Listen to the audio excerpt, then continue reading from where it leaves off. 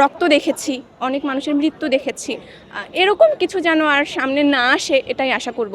তো আমি আরেকটা সূত্রে জানতে পেরেছি একটা দলও হয়তো ঘোষণা করা হইতে পারে নাগরিক কমিটি নামে। এটাও হয়তো ওই 31 তারিখে হয়তো হওয়ার সম্ভাবনা আছে।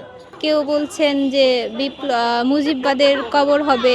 যে সংবিধান শান্তি প্রতিষ্ঠিত করতে ব্যর্থ 53 বছরে, সেই সংবিধানের বাতিল করাটাই হচ্ছে এখন সময়ের দাবি। তো এখন পর্যন্ত যা হয়েছে ওনারা বুঝে ওইভাবেই করেছে সবকিছু।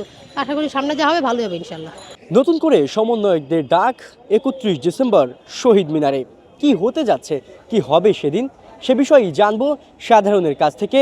কালের কণ্ঠের বিশেষ আয়োজন জনতার কণ্ঠে, আপনাদের সঙ্গে রয়েছি আমি আব্দুল্লাহ জুবায়ের।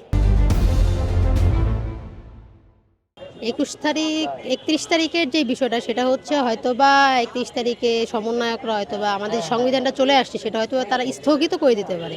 তো সেই ক্ষেত্রে মনে হচ্ছে যে ওনারা স্থগিত করে হয়তো নতুন কোনো সংবিধান করবে বা সংবিধানের কোনো পরিবর্তন আনবে। তো আশা করছি যেটা হবে অবশ্য ভালোর জন্যই হবে, কারণ আমাদের তো এখন পর্যন্ত যা হয়েছে ওনারা বুঝে ওইভাবেই করেছে সব কিছু। আশা করি সামনে যা হবে ভালোই হবে ইনশাল্লাহ। 31 তারিখের যেই সভাটা বা সম্মেলনটা যেটাই ডাকা হয়েছে, আমরা সবাইটা জানি এটা মেইনলি সমন্বয়কদের ডাকা। আর এটাতে আমরা যতটুকু জানতে পেরেছি এটা সংবিধান হয়তো স্থগিত করা হবে, নতুন সংবিধান হয়তো প্রণয়ন করা হয়নি, বাট হয়তো এটার পরবর্তী হয়তো প্রণয়ন করার হয়তো কাজ শুরু হইতে পারে। আমরা সাধারণ শিক্ষার্থী হিসেবে এতটুকু আর কি। আসলে দেশের রাজনৈতিক অবস্থা খুবই টালমাটাল। তো এখন আসলে জিনিসটা বলা যাচ্ছে না। আবার আমি একটু আমার ফ্রেন্ডদের কাছ থেকে কয়েকজন সমন্বয়কদের সাথে পরিচিত এবং ওদের সাথে উঠা বসা। তো আমি আরেকটা সূত্রে জানতে পেরেছি একটা দলও হয়তো ঘোষণা করা হইতে পারে নাগরিক কমিটি নামে। এটাও হয়তো ওই 31 তারিখে হয়তো হওয়ার সম্ভাবনা আছে। তো ওই দিক থেকে যদি বলা যায় আসলে কি হবে এটা বলা যাচ্ছে না আর কি, অনেক কিছু হইতে পারে। আসলে কেউ কেউ ধারণা করছে হয়তো বা নতুন রাজনৈতিক দলের ঘোষণা আসতে পারে। কেউ বলছেন যে মুজিববাদের কবর হবে। আর বিভিন্ন অনেকেই অনেক কিছু ধারণা করছে। কেউ ভাবছে সংবিধানের চেঞ্জ হবে, পরিবর্তন নিয়ে কথা হবে। আসলে ওই দিনই বোঝা যাবে আসলে অ্যাকচুয়ালি কী ঘটবে আর কি। এখন আমার নিজে থেকে কোনো ধারণা নেই অ্যাকচুয়ালি। আমিও সবার মতন একই জিনিস ভাবছি, হয়তো বা সব কিছুর কম্বিনেশনে কিছু একটা হবে। তবে যা হবে আমি আশা করি খুব ভালো কিছু হবে।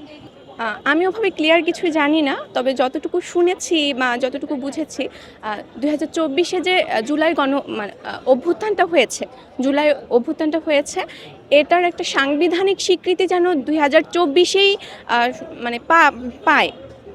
অভ্যুত্থানটা যেন একটা সাংবিধানিক মর্যাদা পায় বা এটাকে জাতীয়ভাবে স্বীকৃতি দেওয়া হয়, সেজন্যই সম্ভবত কিছু হতে যাচ্ছে। আশা করছি কি হবে বলতে পারছি না ওভাবে, তবে যাতে গণঅভ্যুত্থানটা হারিয়ে না যায়, ইতিহাস থেকে মুছে না যায়, যেন ইতিহাসে এটা স্বর্ণাক্ষরে লেখা থাকে বা এরকম কিছু হতে পারে সম্ভবত।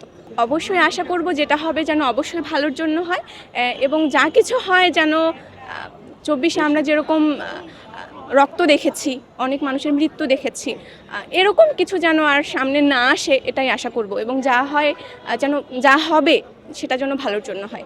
31 তারিখে হতে পারে আমাদের যে 24 বাংলাদেশের নতুন একটা সংবিধান রচনার কথা ছিল, এবং যে আমরা নতুন রাজনৈতিক বন্দোবস্তের কথা, যে কথার আঙ্গিকেই একটা ফ্যাসিস্টের রিজিমের বিরুদ্ধে বিপ্লব সংগঠিত হয়েছে, সেই বিপ্লবের ম্যান্ডেট রক্ষা করার জন্য 31শে ডিসেম্বর 31শে জুলাই ডিক্লেয়ার করা হবে। সেই সাথে পুরানো যে ফ্যাসিবাদী যে সংবিধানটা ছিল সেই সংবিধানটার কবর রচনা করা হবে। এই সংবিধানটা নিয়ে একটা প্রশ্ন থেকে যায় যে এত রক্তের বিনিময়ে তৈরি একটা সংবিধান, সেই সংবিধান কেন পরিবর্তন করতে হবে অথবা বাতিল ঘোষণা করতে হবে।